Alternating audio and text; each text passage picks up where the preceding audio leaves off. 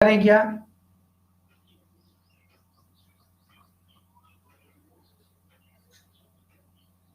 Okay okay, repeat कर रहा है, ठीक है। चलो रिपीट करते हैं हम आपके लिए।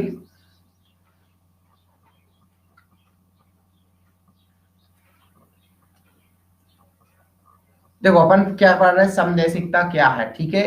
तो देखो समदैशिकता का मतलब ही होता है, सम मीन्स क्या होता है, समान। सम मीन्स क्या होता है, समान, ठीक है। देशिकता का मतलब होता है देशी। देशी मतलब यहाँ पे है दिशा से, मतलब क्या है, दिशा। मतलब इसका मीनिंग हो गया समान दिशा। क्या मीनिंग हो गया, समान दिशा। ओके। अब देखो किसे कहते हैं, ठीक है। तो ठोसों के भौतिक गुण, भौतिक मतलब फिजिकल प्रॉपर्टी, मतलब जैसे हम कहें, कहते हैं ना फिजिकल प्रॉपर्टी कि यार आपकी बॉडी बॉडी तो अच्छी है, फिजिकल पर्सनालिटी बोलते हैं आप लोग कि आप जिम जाओ बॉडी अच्छी रही। फिजिकल मतलब ये समझ लो कि जो आपको आंखों से दिख जाए, जनरल भाषा में बता रहे हैं हम आपको, ठीक है। तो ठोसों के ऐसे भौतिक गुण जैसे अब बताएं।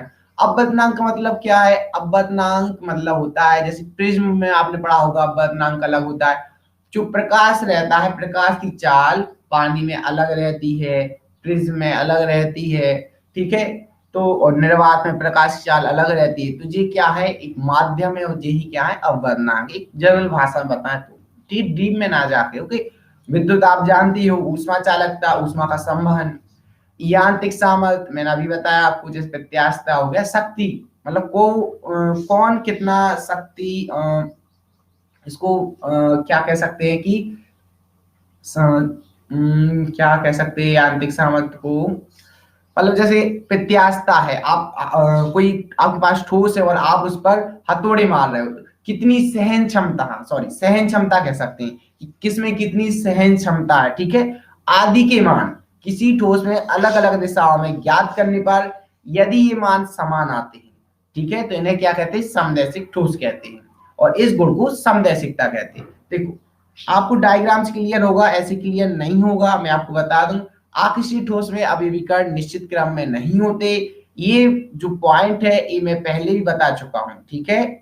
कल की क्लास में मैंने बताया था, जो आकृष्टीय ठोस होते हैं उसमें अभिविकर्ण निश्चित क्रम में नहीं होते, अतः ये समदैशिक होते हैं।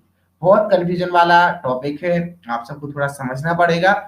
देखिए फिर आपके सामने एक डायग्राम है, डायग्राम में बी के बाद ए आ गया, फिर ए के बाद बी आ गया। अब बी के बाद क्या आना चाहिए था, ए। क्या आना चाहिए था, ए, ठीक है, तो ए आ गया। अब ए के बाद क्या आना चाहिए था, बी। तो यहां पे क्या आ गया, फिर से ए आ गया। आना क्या चाहिए था, बी। मैं आपको फिर से बता दूं, यहाँ पे क्या आना चाहिए था, बी आना चाहिए था, लेकिन क्या आ गया, ए आ गया। फिर इसके बाद ए, फिर बी, फिर ए। मतलब यहाँ पे जो क्रम है, क्रम क्या है, सही नहीं है, ठीक है, बिगड़ गया। तो यहाँ पे जो क्रम बिगड़ गया है, तो इसकी जो अवयवीकरण है वो निश्चित क्रम में नहीं है। मतलब हम कह सकते हैं कि ये कौन सा ठोस है, आकृष्ट ठोस है।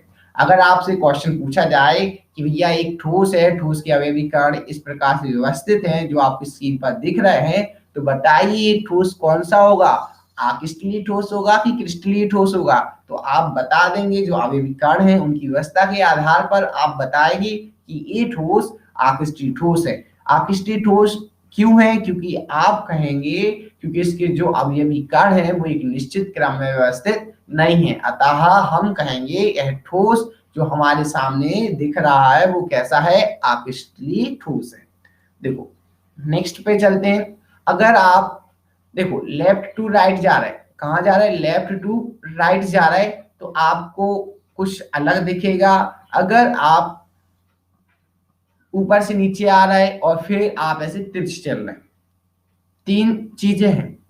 अब देखिए, अब जो अगर आप लेफ्ट टू राइट जा रहे हैं तो आपको क्या कोई क्रम मिल रहा है, बी के बाद क्या है, ए है, फिर बी है, फिर ए है, फिर ए, फिर ए, मतलब कोई क्रम नहीं है, किसी भी दिशा में आपको कोई क्रम नहीं मिलेगा। ओके।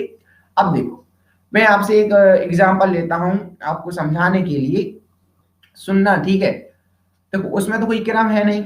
अब मान के चलो आप हो, ठीक है, आपको हम बना दें यहां पर आप खड़े हुए हो, ठीक है। थोड़ा गंदा सा डायग्राम बनेगा, ज्यादा गंदा नहीं बनेगा।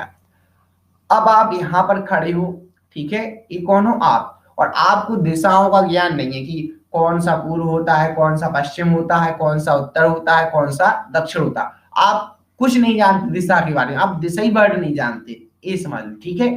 अब आपसे कहा गया है कि भैया जी कौन है, मान के चलो कोई भी है, ए है, ठीक है। अब इनसे कहा गया है कि आपको उत्तर दिशा में जाना है, और ये कुछ नहीं जानते, कुछ नहीं जानते कि उत्तर क्या है, ठीक है। तो अब इनके लिए बताइए कौन सी उत्तर होगी, ए वाली भी उत्तर है, ए वाली भी उत्तर है, क्योंकि इनको पता ही नहीं है और अकेले हैं, कोई हेल्प भी नहीं करेगा। तो ये कि जिस दिशा में चले जाए उस दिशा क्या है, उत्तर है, क्योंकि इनको कुछ भी पता नहीं है कि उत्तर कहाँ पे है।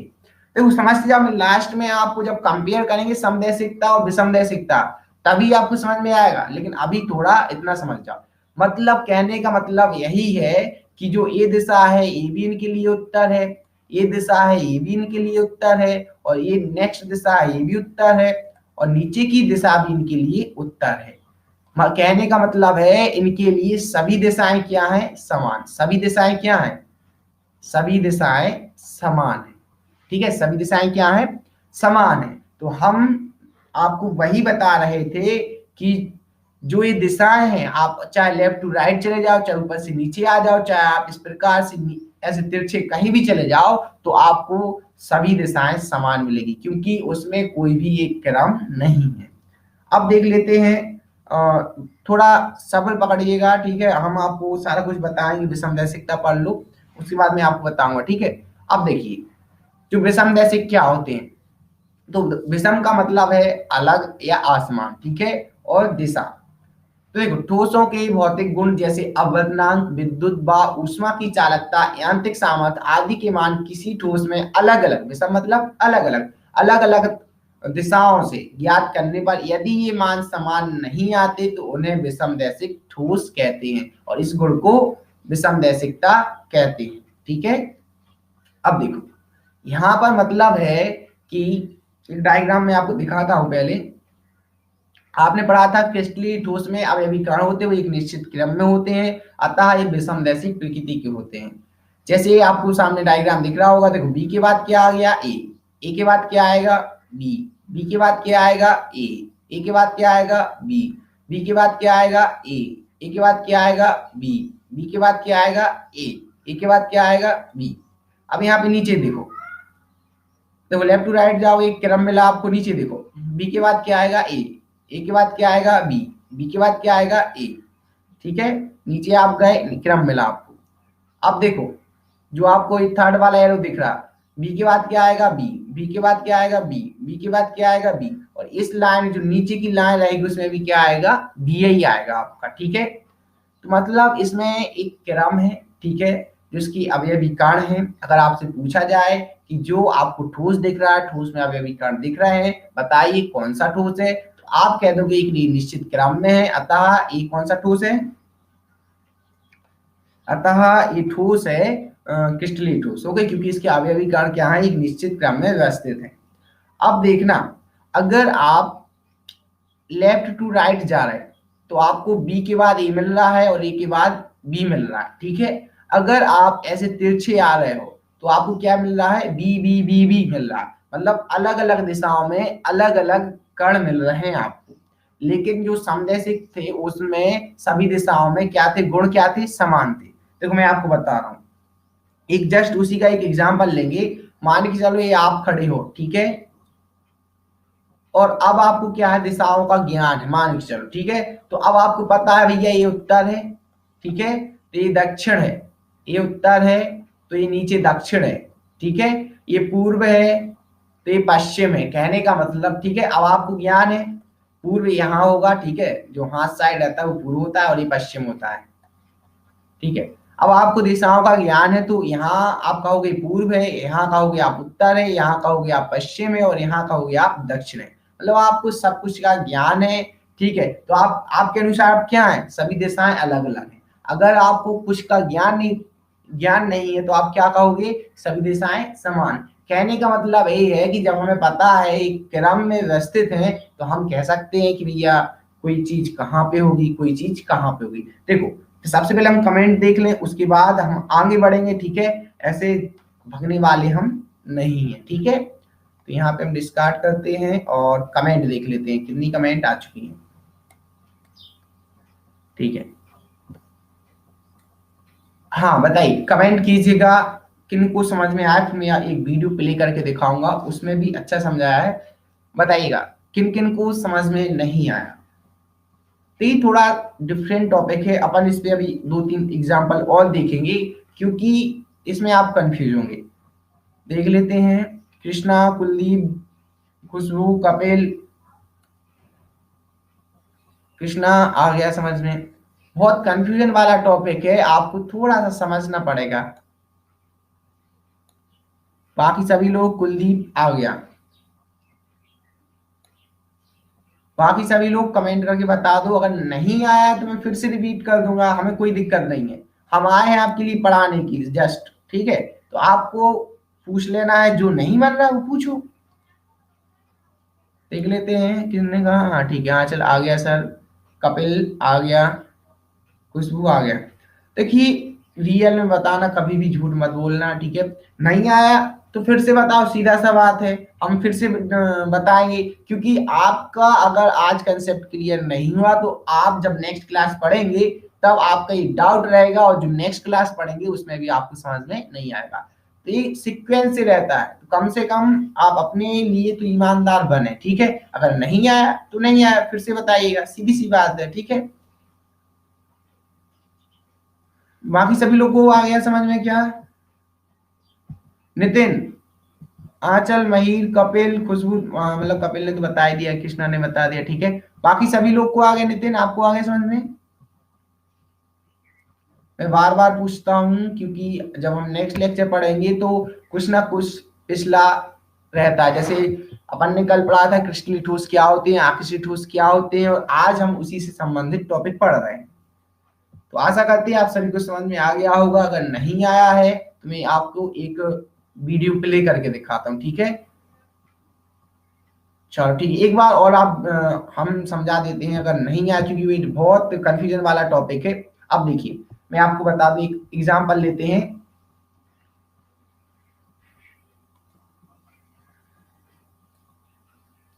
देखिए, मान के चलो यहाँ पर 10वीं वाले बच्चे, ठीक है, बैठे हुए हैं। 10वीं वाले, वारी वाले, 10वीं वाले, वारी वाले, 10वीं वाले, ठीक है। अब देखना यहाँ पे कौन है, 12वीं वाले, 10वीं वाले, वारी वाले, 10वीं, वारवी। अब यहाँ पे कौन है, 10वीं, 12वीं, 10वीं, 12वीं, 10वीं, ठीक है। 12वीं, 10वीं, 12वीं, 10वीं, 12वीं, ठीक है। अब आप कहां पर खड़े हो भैया? आप यहाँ पे खड़े हो। कहां पे खड़े हो, हम बता रहे हैं आपको कहां खड़े हो। आप यहाँ पर खड़े हो, ठीक है। और फिर आप यहाँ खड़े हो, सामने भी खड़े हो, ठीक है। या समझ लो कि यहाँ पे कोई और, यहाँ पे आपका दोस्त खड़ा है और यहाँ पे आप खड़े हो। अब आपने दोस्त से कहा, चलो बताओ कौन कौन दिख रहा है तुम्हें सामने। दोस्त क्या कहेगा, भाई मुझे 10वीं की लाइन दिख रही है, 10वीं वाले दिख रहे हैं, 12वीं वाले दिख रहे हैं, ठीक है, और 10वीं दिख रहा है, और 12वीं, मतलब एक 10वीं, एक 12वीं, एक 10वीं, एक 12वीं दिख रहा है। कौन कह रहा है? तुम्हारा दोस्त कह रहा है। तुमने फोन लगाया है, उससे कहा कि हेलो, कौन कौन कौन दिख रहा है तुम्हें लाइन में? तो वो कहेगा भैया हमें इसमें 10वीं, 12वीं, 10वीं, 12वीं वाले दिख रहे हैं। अब उसने पूछा तुमसे, तुम्हें कौन दिख रहा है? तुम कैसे खड़े हो? ऐसे देख रहे हो, ठीक हो, ऐसे देख रहे हो आप, इस प्रकार से दिख रहा है। तुम कहोगे भैया हमें 10वीं वाले, 10वीं वाले, 10वीं वाले दिख रहे हैं, और कोई नहीं दिख रहा। कौन कौन दिख रहा है आपको? केवल 10वीं वाले दिख रहे हैं। आपसे पूछा जाए कि भैया बताओ ये कौन सा ठोस है, कहने का मतलब, तो आप क्या कहोगे? क्रिस्टलीय ठोस है। क्रिस्टलीय ठोस है कि नहीं? क्योंकि इसमें एक 10वीं, एक 12वीं, एक 10वीं, एक 12वीं, एक निश्चित क्रम है। निश्चित क्रम है कि नहीं? तो कहने का मतलब यही है कि आपने, अगर आपने देखा तो आपको क्या देखा? 10वीं वाले दिखे बंदे, ठीक है। और आपके दोस्त ने देखा तो 10वीं वाले दिखे, मतलब अलग अलग दिशाओं में अलग अलग लोग दिखे आपको। इतना कंफर्म है क्या?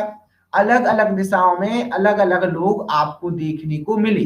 किसमें? क्रिस्टलीय ठोस में। कौन सा ठोस है? क्रिस्टलीय ठोस है। कमेंट भी देख लेते हैं थोड़ी बहुत, अगर कोई ने कमेंट किया हो, ठीक है। इतना क्लियर है? ओके, बहुत बढ़िया। अगर क्लियर है तो अब देखो, इतना कंफर्म हो गया। अब मान के चलो आपने जो क्रिस्टलीय ठोस है, आपने देखा जिस दिशा में अलग लोग दिखे, आपको 10वीं वाले दिखे और आपके दोस्त को 10वीं और 12वीं वाले लोग दिखे, ठीक है। अब आते हैं अपन आकृष्टलीय ठोस में, ठीक है। अब कहाँ आ गए? आकृष्टलीय ठोस में। आकृष्टलीय ठोस में क्या होगा मैं आपको बताता हूँ। यहाँ पे क्या किया हमने, 10वीं वाले 12वीं वाले, 10वीं 10वीं 12वीं 10वीं 10वीं 10वीं 10वीं, ठीक है। 12वीं 12वीं 10वीं 10वीं और 12वीं 10वीं 12वीं 12वीं, ठीक है। फिर 10वीं 12वीं 10वीं, ठीक है। और फिर 10वीं 12वीं, कहने का मतलब यही। और आपको अब फिर यहाँ खड़ा कर दिया, ठीक है। और फिर एक आपका दोस्त यहाँ खड़ा हो गया। तो अब आपके दोस्त से पूछो आप कि आपको कौन दिखे, तो तुम्हारा दोस्त क्या कहेगा? भाई 10वीं वाले और 12वीं वाले दिख रहे हैं। कौन दिख रहे हैं? 10वीं वाले और 12वीं वाले दिख रहे हैं हमें, ठीक है। और भीड़ है। अगर आप पूछोगे दोस्त से बताओ कितने 10वीं 12वीं वाले दिख रहे हैं, तो वो कहेगा भैया भीड़ है पता नहीं है, लेकिन 10वीं 12वीं वाले लगे हैं, मिक्स हैं। और फिर आपसे पूछेगा तो आप क्या कहोगे? 10वीं 12वीं वाले मिक्स हैं। क्या है? 10वीं 12वीं वाले मिक्स हैं। मतलब उसको भी वही देखा और आपको भी वही देखा। मतलब भिन्न भिन्न दिशाओं में आप दोनों को क्या दिख रहा है? समान दिख रहा। तो ये किसमें होता है? आकृष्टलीय ठोस में, ठीक है। किसमें होता है? आकृष्टलीय ठोस में। आशा करते हैं कि आप सभी को समझ में आ गया होगा, और नहीं आया तो फिर से बताइए, मैं फिर से बताता हूँ। अब क्या क्लियर है? इतना कमेंट करके बताते जाया करूं अगर क्लियर होता जाए, ठीक है। ठीक है, क्लियर है सर। क्योंकि इसमें मैं भी जब बाल में था तो मैं भी बहुत कंफ्यूज होता था। हर कोई कंफ्यूज होता है क्योंकि वो टॉपिक ही ऐसा है, ठीक है।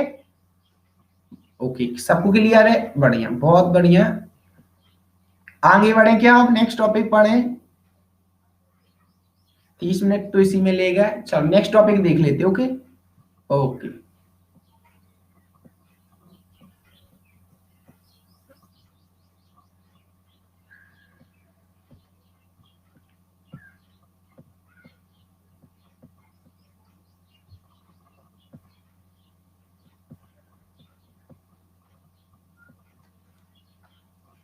देखिए, क्रिस्टलीय ठोसों का वर्गीकरण। क्रिस्टलीय ठोस क्या होते हैं, क्रिस्टल क्या होता है, ये अपन देखेंगे, ठीक है। क्रिस्टलीय ठोस तो हमने आपको बता दी क्रिस्टलीय ठोस क्या होते हैं। अब देखिए, क्रिस्टलीय ठोस का उनमें ठोसों का उसमें अंतराण्विक बलों के आधार पर 4 भागों में बांटा जा सकता है। देखिए मैं आपको बताता हूं, पहले 1 मिनट रुकना। अब देखो यहाँ पे क्या वर्ड आया? अंतराण्विक। इसका मीनिंग है अंतर, और आणविक मतलब अणु। अणुओं के मध्य लगने वाला बल अंतराण्विक बल कहलाता है।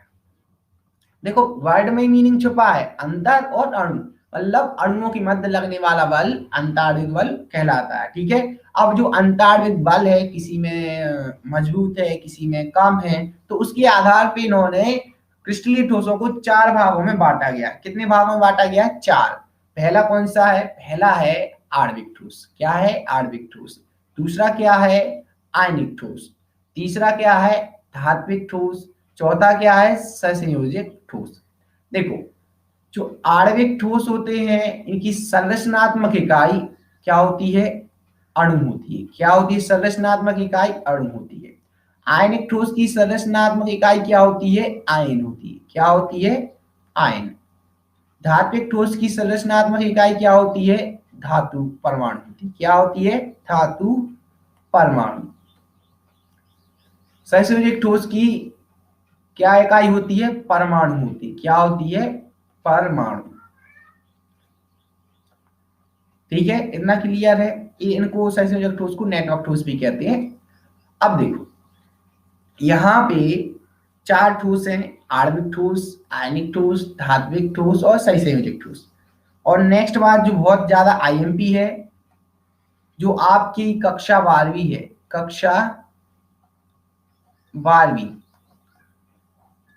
ठीक है, कक्षा 12वीं में ठोस अवस्था क्या है? ठोस अवस्था। इसमें से आपको परीक्षा में जो ब्लूप्रिंट है, क्या ब्लूप्रिंट, तो क्वेश्चन आपको आने हैं 1 नंबर का, फिर 1 नंबर का, फिर 1 नंबर का, फिर 1 नंबर का, मतलब एक एक नंबर के आपसे 4 क्वेश्चन पूछे जाएंगे। कितने क्वेश्चन पूछे जाएंगे? 4, ठीक है।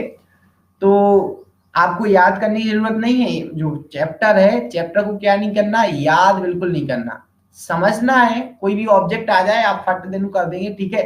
हमारा इतना विश्वास मानिए कि आप जब ये चैप्टर पढ़ लेंगे तो कोई सा भी क्वेश्चन आएगा आप फटाक से सॉल्व कर देंगे, ठीक है। कोई सा भी क्वेश्चन आएगा आप सॉल्व कर देंगे। एक एक नंबर के आने हैं, ठीक है। 4 ऑब्जेक्ट आने हैं, ठीक है। क्या आने? 4, चाहे अब विकल्प आ जाए, चाहे खालिस्तान आ जाए, चाहे सही जोड़ी आ जाए, चाहे एक शब्द में उत्तर आ जाए, चाहे सत्य सत्य आ जाए, ठीक है। आपको 4 नंबर इस प्रकार से मिलने वाले हैं। तो मैं जब आप इस चैप्टर को पढ़ लोगे तो आपके 4 नंबर 100% क्लियर हो जाएंगे। अब कुछ भी याद करने की जरूरत नहीं है, आपको डेली इसको खाली पढ़ना है, ठीक है, एक एक बार। अब जैसे आ गया कि बताओ आणविक ठोस की संरचनात्मक इकाई होती है, आप कह दोगे अणु होती है, ठीक है। आयनिक ठोस की आयन होती है, धात्विक ठोस की धातु परमाणु। तो फिर आप कहोगे हम इतना क्यों पढ़ा रहे हैं? आपको नॉलेज के लिए पढ़ा रहे हैं कि आपको अच्छा नॉलेज हो जाए। क्या हो जाए? नॉलेज। परसेंटेज के लिए अगर पढ़ाना है तो परसेंटेज के लिए क्या, हम फिर तो वैकल्पिक पढ़ाते हैं, ओके। तो नॉलेज रखिए, ठीक है, वो ज्यादा बेटर है। परसेंटेज से अच्छा है नॉलेज रखें अपने पास। क्रिस्टलीय ठोसों का वर्गीकरण, क्रिस्टलीय ठोस का वर्गीकरण देख लेते हैं। अब देखो जो आणविक ठोस था पहला, तो वे पदार्थ जिनकी क्रिस्टलों की संरचनात्मक इकाई, क्रिस्टलों की संरचनात्मक इकाई अणु होती है, आणविक ठोस कहलाते हैं।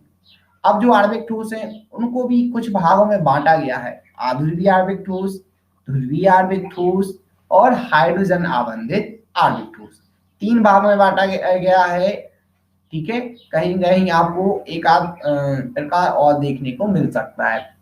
अब देखो आध्रुवीय आणविक ठोस क्या है। आध्रुवीय, देखो आध्रुवीय, एक अब मेरी बात को समझना। आध्रुवीय, आध्रुवीय का मतलब होता है जिसमें ध्रुव ना हो, ध्रुवीय मतलब जिसमें ध्रुव हो।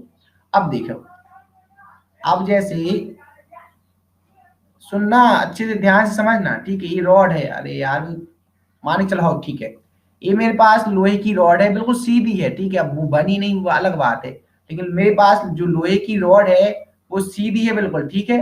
अब देखो मेरे पास लोहे की रॉड है, बिल्कुल सीधी है, ठीक है, कहीं भी कुछ नहीं, ठीक है। दोनों सिरा एक से, दोनों सिरा क्या है? एक से। अब मैंने क्या किया, आप इसको देख रहे हो, ठीक है। आप क्या कर रहे हो? इसको देख रहे हो और मैं इस रॉड को लिए हूं, ठीक है। तो अब मैंने क्या किया, आपके सामने इस रॉड को कई बार रोटेट कर दिया, ऐसे ऐसे घुमा दिया। अब फिर रॉड ज्यों की त्यों इस प्रकार आ रही, ठीक है। अब हम आपसे पूछे बताओ पहले क्या ऊपर कौन सा सिरा था, आप बता पाओगे? नहीं बता पाओगे, क्योंकि उसमें कुछ आपने निशान ही नहीं लगाया कि ऊपर का सिरा कौन है और नीचे का सिरा कौन है। अगर हम ध्रुव की बात करें तो ध्रुव का मतलब होता है प्लस और माइनस से। किसके होता है? प्लस और माइनस से। मतलब अगर हम एक रॉड लें, एक हम रॉड लें और उसमें हम कह दें कि देखिए एक आपको कलर से बता देते हैं। एक रॉड लें और हम कहें कि जो एक सिरा है वो क्या है? रेड कलर का है और एक सिरा ब्लू कलर का है, ठीक है। तो अब हम इसको कितना भी रोटेट कर दें, ऐसे कितना भी बार घुमा दें, तो आप लोग डेफिनेटली बता दोगे कि ऊपर का सिरा कौन है और नीचे का सिरा कौन है। क्यों? क्योंकि आपने उस रॉड पर निशान लगाए हुए, ठीक है। ध्रुव का मतलब होता है प्लस और माइनस से, जनरल भाषा में बता रहा हूं, ठीक है। अब देख लेते हैं आगे जब हम पढ़ेंगे आध्रुवीय आणविक ठोस। तो आध्रुवीय आणविक ठोस जिसमें ध्रुव ना हो, आणविक मतलब जिनकी संरचना इकाई अणु हो। अब वे आणविक ठोस जिनके, यहाँ पे आणविक ये गलत लिखा, इस प्रकार लिखना, ठीक है, इस प्रकार लिखना आणविक। वे आणविक ठोस जिनके अणु एक ही प्रकार की परमाणु से मिलकर बने होते हैं उन्हें आध्रुवीय आणविक ठोस कहते हैं। एक ही प्रकार के परमाणु से मिलकर बने होते हैं। अब देखो जैसे एक एग्जाम्पल आपके सामने है, इन ठोसों में द्विध्रुव आघूर्ण का मान 0 होता है। इनमें अवयवी कणों अर्थात अणुओं के मध्य दुर्बल बल पाया जाता है। अणुओं के मध्य अबल दुर्बल बल वांडर वाल बल कहलाता है। आध्रुवीय आणविक ठोस में निम्न गुण होते हैं, ये बहुत मुलायम होते हैं, विद्युत की कुचालक होते हैं, गलनांक कम होता है, क्वथनांक कम होता है, सामान्य ताप पर ये ठोस द्रव अवस्था में होते हैं या गैसीय अवस्था में रहते हैं। उदाहरण है हाइड्रोजन, क्लोरीन और आयोडीन आदि। देखो अभी तुमने एक बार आपको ऐसे बताया, देखो जो आपके अध्रुवीय ठोस है, ठीक है। अब मान के चलो आपके लिए सामने एक एग्जांपल है क्लोरीन का, क्या है, Cl2 का। तो एक क्लोरीन और एक क्लोरीन, ठीक है, इनके मध्य एक बंध रहता है, सहसंयोजी बंध रहता है। अब इसमें क्या है कि देखिए अगर ये ठोस है या कुछ भी समझ लो, तो अगर इन्होंने एक एक इलेक्ट्रॉन साझा किया, क्या किया है, इलेक्ट्रॉन साझा किया है, तभी तो बंध बनेगा। 1 मिनट में कमेंट देख लू। सबसे पहले कमेंट देख लूं, ठीक है, क्योंकि बहुत टाइम हो गया कमेंट नहीं देखा मैंने। चलो अभी कोई ने कमेंट तो किया ही नहीं, ओके। एक बात बताओ कि आप लोग विद्युणात्मकता जानते हो, हाँ ना बताओ। विद्युणात्मकता जानते हो, द्विध्रुव आघूर्ण जानते हो, ध्रुवीय जानते हो, हाँ ना बताते जाया करो कमेंट में।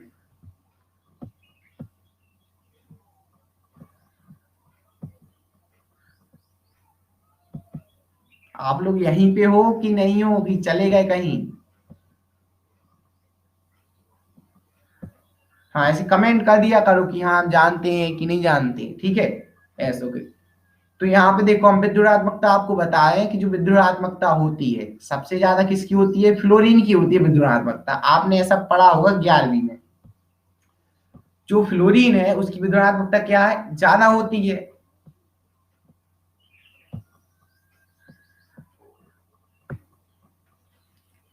देखो तो यहाँ पे लिखा है, मान के चलो हमने आपके सामने एक एग्जांपल लिया क्लोरीन का, किसका लिया एग्जांपल, क्लोरीन का, Cl2।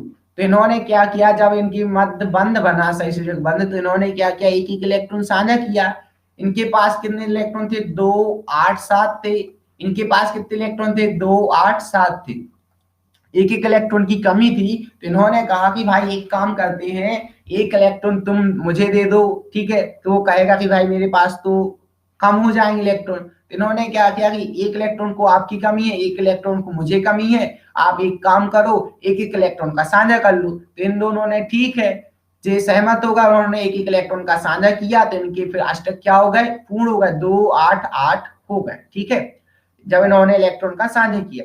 अब जब इन्होंने इलेक्ट्रॉन का साझा किया, तो जो इनकी विद्युणात्मकता रहती है, जिसकी विद्युणात्मकता ज्यादा होती है वो इलेक्ट्रॉन अपनी ओर खींच लेता है। अब मान के चलो इसकी जो दोनों लोग हैं, दोनों लोग एक से बल रखे हैं, ठीक है, मान के चलो इनके पास दोनों बलवान किस्म के इंसान हैं।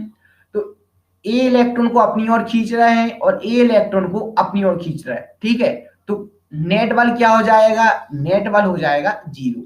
इलेक्ट्रॉन ना इधर जाएंगे ना उधर जाएंगे। देखो मैं दूसरा केस बताऊं, अगर हाइड्रोजन और क्लोरीन है, ठीक है, तो इसमें जो इलेक्ट्रॉन के सांझे के जो सांझे के इलेक्ट्रॉन वो किस ओर चले जाएंगे, फिर थोड़े इस ओर शिफ्ट हो जाएंगे क्लोरीन की तरफ, थोड़े से, ठीक है, क्योंकि जो क्लोरीन की विद्युणात्मकता है बहुत ज्यादा है, तो इस पे क्या आ जाएगा, नेगेटिव चार्ज, और इस पे क्या आ जाएगा, पॉजिटिव चार्ज। लेकिन इस केस में अगर आप देखें तो जो क्लोरीन है, दोनों क्लोरीन है, दोनों की विद्युणात्मकता समान है, तो इनका जो द्विध्रुव आघूर्ण होगा वो भी क्या होगा, शून्य होगा, कहीं भी ध्रुव नहीं बनेंगे, ठीक है। इतना क्या कंफर्म है, तो कमेंट में हाँ जरूर लिख दें, ठीक है। तो इसमें लिखा है, इसमें अवयवीकरणों अर्थात अणुओं के मध्य दुर्बल बल पाया जाता है, अणुओं के मध्य दुर्बल बल वान डेर वाल्स होता है, मतलब जो अणु बनते हैं इनकी मध्य दुर्बल वान डेर वाल्स बल होता है, ठीक है। नेक्स्ट पढ़ते हैं, अध्रुवीय आणविक ठोस में निम्न गुण होते हैं, ये बहुत मुलायम होते हैं। एक बात याद रखना, अगर कोई भी चीज मुलायम है तो उसकी गलनांक क्वथनांक भी क्या होंगे, कम होंगे। कोई भी चीज अगर मुलायम, देखो सबसे पहले हमने जो बंध पढ़ा है वो कैसा है, दुर्बल है, दुर्बल बल बांडस वाल बल कहलाता है, ऐसे कुछ पढ़ा है अपन ने। तो अगर जो बंध है, बंध अगर कमजोर होगा, कोई के अंदर अगर बंध बन रहा है और बंध कमजोर होगा, तो वो धातु या वो कंपाउंड ठीक है, वो कैसा होगा, मुलायम होगा। कैसा होगा, मुलायम होगा। अगर वो मुलायम होगा, या कह सकते हैं कि जो गलनांक हैं, गलनांक क्या होंगे, कम होंगे। ठीक है, क्योंकि वो सॉफ्ट है, गलनांक भी कम होंगे, क्वथनांक भी कम होंगे। क्वथनांक कैसे होंगे, कम होंगे, और ठोस अवस्था में विद्युत की कुचालक होंगे। ठीक है, अब नेक्स्ट है सामान्यतः ठोस द्रव अवस्था में होते हैं या गैसीय अवस्था में रहते हैं। देखो ये नेक्स्ट पॉइंट आपको समझ में नहीं आ रहा होगा, मैं आपको बता दूं। सामान्यतः पर एक ठोस, सामान्यतः पर एक ठोस द्रव अवस्था में होते हैं या गैसीय अवस्था में होते हैं। मैं आपको एक एग्जांपल दूं।